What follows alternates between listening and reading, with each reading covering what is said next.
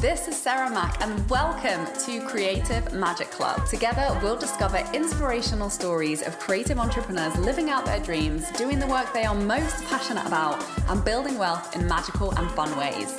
While building a six-figure income as a writer and coach, helping other women to launch their dream businesses, I've connected with so many incredible people and seen it proven again and again that you can thrive financially doing whatever it is you are passionate about. I'm here to share life-changing strategies for mindset, making money, and reaching more people with your work in a business and life filled with creativity, freedom, and fun.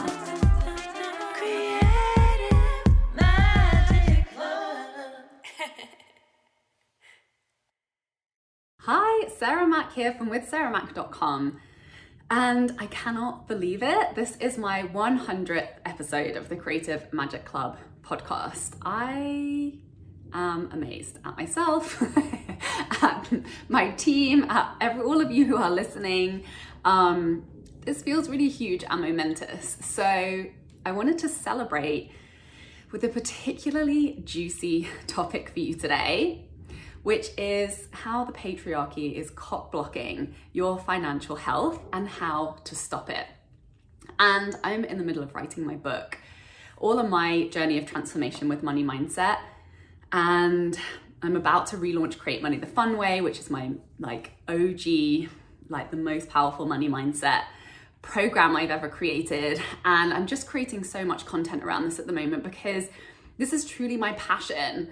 The work that I have uncovered in my journey to healing my relationship with money, and creating so much more freedom and creative fulfillment, and being able to coexist in much greater harmony alongside money in the ways that I create it. So today I'm going to share the process that healed my relationship with money, or has healed it considerably. Obviously there is still work to do because I'm not a billionaire yet. And I'm going to share my insights with you to really fast track and improve your relationship with money so that you can make a shitload more in really fun and aligned ways for you.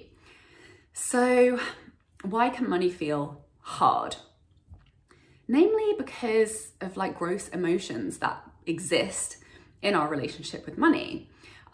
We feel shame around money, right? About not having enough or not having as much as we could have, not being where we want to be in our careers. And the pattern that I have noticed this really boils down to is thinking that there's something wrong with you, feeling like you're not good enough, feeling like because you don't have the success or the financial results that you want, that you must somehow be unworthy or undeserving of it. And this is a really insidious and toxic pattern that so many of us identify with. So I just want to look at that and unpack this a little bit so that we can have more understanding and just have more compassion, to make it easier to shift this. So the reality is that you were born into a culture that inherently values white men's voices and skills and desires over women's or other minority groups. So your unconscious mind has picked up a lot of messaging that there is something inherently wrong with you. Particularly creative vocations and the intuitive healing arts have been historically devalued, right? Since the witches were burnt at the stake, since any type of alternative therapy, has essentially been judged and deemed unworthy by medical institutions. And even when you're a creative or you're a healer, we're working with the emotions, right?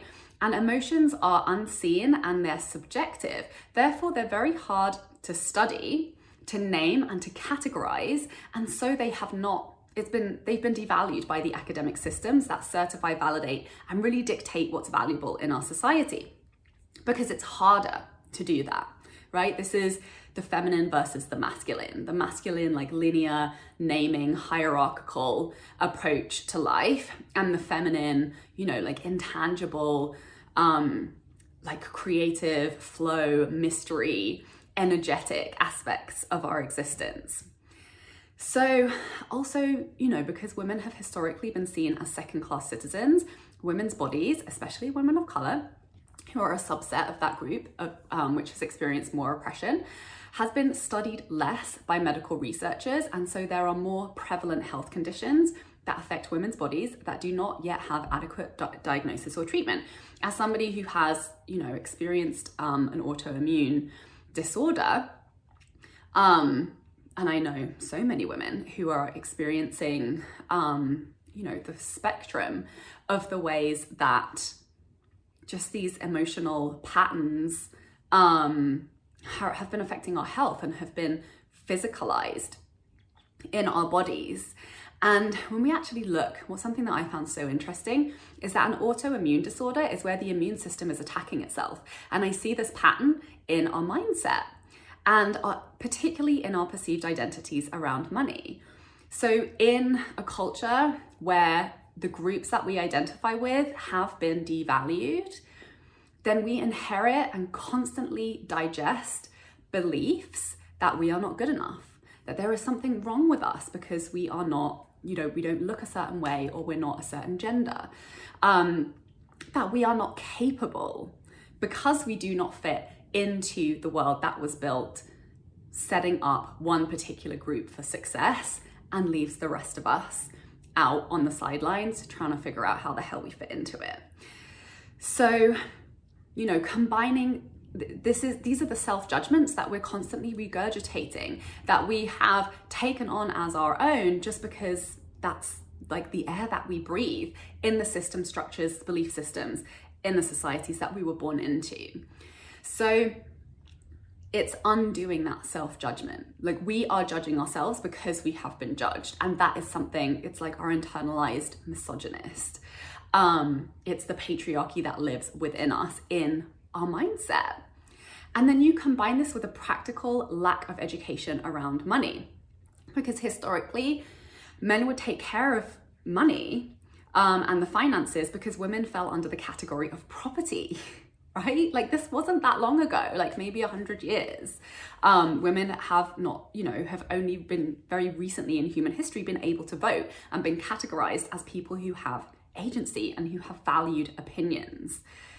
So, it's still super, super, super prevalent to see these patterns and these ways of relating to ourselves and money to be showing up in our families, in our relationships, and inside our own minds. So the answer to money empowerment is a shift in mindset and a shift in identity to be able to tap into our innate potential, to take the opportunities now available to us that simply weren't available to women of previous generations. These are old, outdated programs that don't need to be true anymore. And I saw this with myself, right? Going back and identifying the actual memories that led to me creating those belief systems, the way that I was treated, the belief systems that were reflected to me that I internalized as truth. And in the unpacking of these and in the questioning and the rewriting of these presumptions around my worthiness, my deservingness, my capability to live out my desires in the ways that felt good to me, not in the ways of sacrificing my integrity and my values to fit into a system that didn't feel good to me. It was in really entrenching myself in the beliefs that I'm capable and what I desire is possible, that led to different decisions, that led to me, abandoning an industry, the film industry that I was working on film crews, which were like 90% male, that I didn't feel good in. And that allowed me to completely shift my work, to be working with women, and to be making an impact that I felt was really in alignment and really exciting and joyful for me. So, and being able to do that with money, being able to accept that things that I desired were capable of being highly compensated, because that was the big belief for me, is that like, oh yeah, well, if I want to work with creatives, don't have money because they're undervalued, and so they don't have money to pay me. And I want to work with, healers and, women who are working in ways that are historically less paid because they are culturally devalued in our systems. And so, there's not money there, and I can't charge the prices that would actually give me the life that would bring me the thriving and the abundance and the feel good and the creative freedom to express myself and to live life in the way that I truly desire. All of these stories I got to challenge, and I got to shift them, and I got to take different action and really create a new truth. Because these are lies. These are lies that we have been ingesting from a toxic environment that has not been habitable and has not been supportive. It has not been a fertile ground for people who are not white men to be able to thrive in. So acknowledging that there's some digesting that we've got to do. We've got to really process and purge and release these toxic beliefs and mindsets and ways of being that do not allow us to thrive and to grow in the ways that we are destined for and that we desire and that we do truly deserve, and that is actually possible and available to us once we shift into that way of thinking and that paradigm and that mindset. And then in doing that and embodying that and living out the things that we desire to, being creatively expressed, being able to do the work that we're really feeling called to do in the ways that allow us to be nourished, to be healthy, to be supported, without giving into toxic practices of overgiving and not receiving adequately in return, we shift the culture and it's better for everybody. So it's really in rewiring and reimagining our internal belief system that we access our power to create more wealth, freedom, and opportunity than prior generations. And it really does take work because we're still living in the patriarchy. We're still coming up against these belief systems that have maybe been just accepted as truth, as ultimate truth, right? Or just the way that it is. So in changing our mindsets and in changing our financial realities, we are changing the culture to the one that supports financial empowerment of women and minority groups that have been historically oppressed by the patriarchal white supremacist regimes and values that birthed the societies that we now live in. So what does that actually look like day to day? So the main toxic emotional patterns that don't feel good are money shame and self-judgment. So what does that look like? It looks like feeling disempowered, like not feeling good at something because we're not producing good results. Also feeling shame about talking about it or being shamed for talking about it, because remember, this is a historically taboo subject, which I wonder why it was a taboo subject, because the more we talk about things the more information we have, the more education we have, the more empowerment we have, the more we're able to take empowered action that leads to improved results. So obviously it benefits the people who already have the power and the money for the people who don't have the power and the money to not talk about it and to remain disempowered, right? So in breaking these taboos, we're changing the culture and we're making it a better place for everybody. So that shows up as doubt, right? Even to this day, like I love talking about money. I've literally made my whole business around talking around money. My mission is to get more money into the hands of more women and creative entrepreneurs and minority groups. And I know that talking about it breaks the spell, right? So I talk about money, I ask questions about money, but still that little voice of doubt crops up and it's like, was that rude? Was it rude to ask that person how much that cost or how much they get paid? And those little voices are always there, right? And these voices of doubt, they lead to procrastination. They lead to not taking action, to not having the conversation. They lead to a lack of follow through.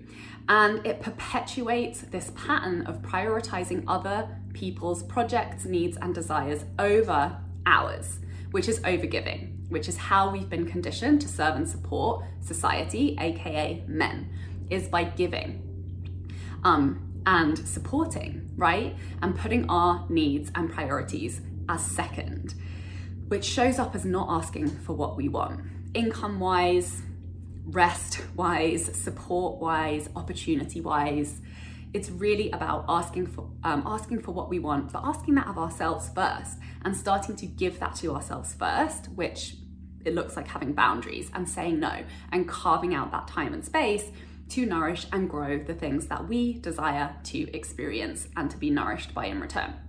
Our businesses, the careers that bring us joy, the relationships, the families, the opportunities, everything that we desire, we get to carve out space for that, to create that, to prioritize that, and to ask for and receive support to thrive in all of those things.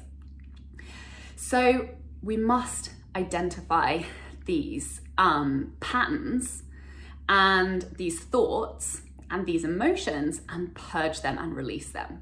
So even though our emotions are telling us like danger, danger, danger, don't ask for what you want, danger, danger, danger, don't prioritize the things that bring you joy and that you desire to see succeed, because that's not right, that's not culturally approved of, that's not acceptable. It's about identifying when we're having an emotional reaction about that and recognizing that it's not the truth and choosing to act in spite of these conditioned emotional responses. So the way that we do this is, number one, self-forgiveness, right? Stop judging ourselves. Stop hitting ourselves with a shoe over the head for not being good enough, for not being capable, for really regurgitating all of the self-judgments that we have digested from the world around us. Forgiving ourselves for believing that this is true and that this is the ultimate truth and that there's nothing more, and acting as if that's the ultimate truth and limiting ourselves in that process.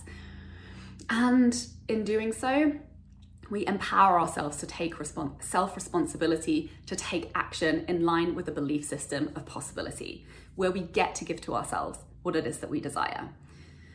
And in doing that, in releasing those stories and separating ourselves from those toxic emotional patterns and reactions, those insidious self-judgments, we start to identify with a different money identity, with possibility, with openness, with capability. And the way we do this is through daily money mindset work and living moment to moment, identifying and observing the emotional patterns that are playing out and dictating our actions, because awareness leads to change. So even in the noticing of it, of, oh, I'm feeling shitty right now, or I'm procrastinating right now. What is the emotion that's happening underneath this? And what is the thought process that's attached to that? In noticing that, creating awareness around that, we get to choose a better thought, which leads to a better emotion, which leads to new habits and behaviors that produce new results that we may have never experienced before. And this is daily work, like brushing your teeth, money mindset, hygiene. If you don't want to have stinky breath, clean your teeth every day. If you want to have an empowered and continuously more freeing and fulfilling relationship with money and the work that you do and the way that you're compensated for it and the way you're allowed to live your life around the way that you work, do money mindset work daily.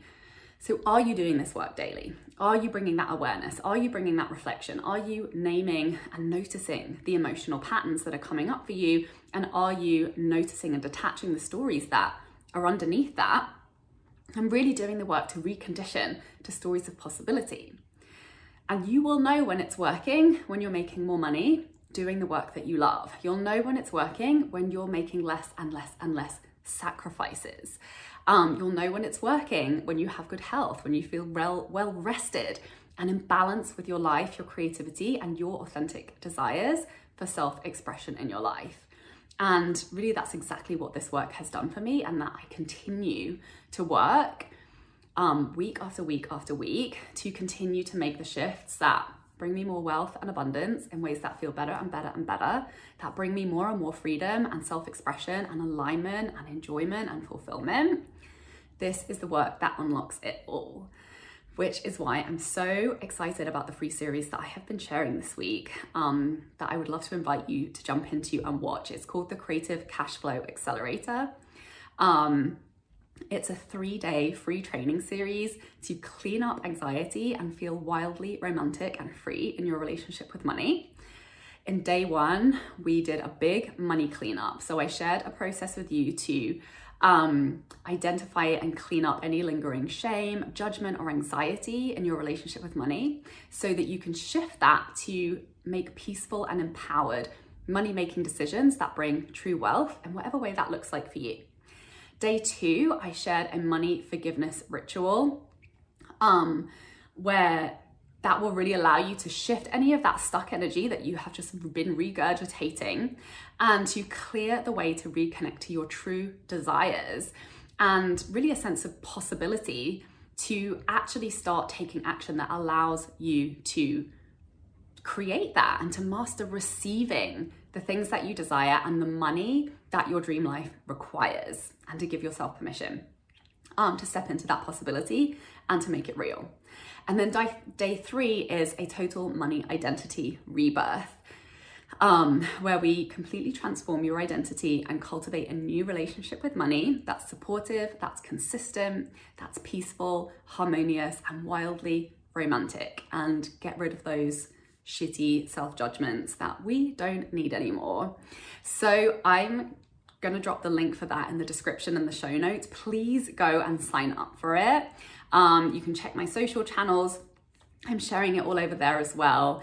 And I cannot wait for more people to go through this process and to experience what you deserve, which is abundance, support, money flow in the ways that you desire to be expressing yourself and doing your work in this world. So thank you so much for being here for my 100th episode. Please share the podcast and this episode with anybody who you know needs to hear this. I would love to hear your comments and insights around what this conversation sparked for you. And definitely go and check out the Creative Cash Flow Accelerator 3-day training series through the link below. Have an amazing day. Sending you so much love. Bye. For more inspirational content, head over to my website withsarahmac.com, and please support the show by liking, commenting, and subscribing.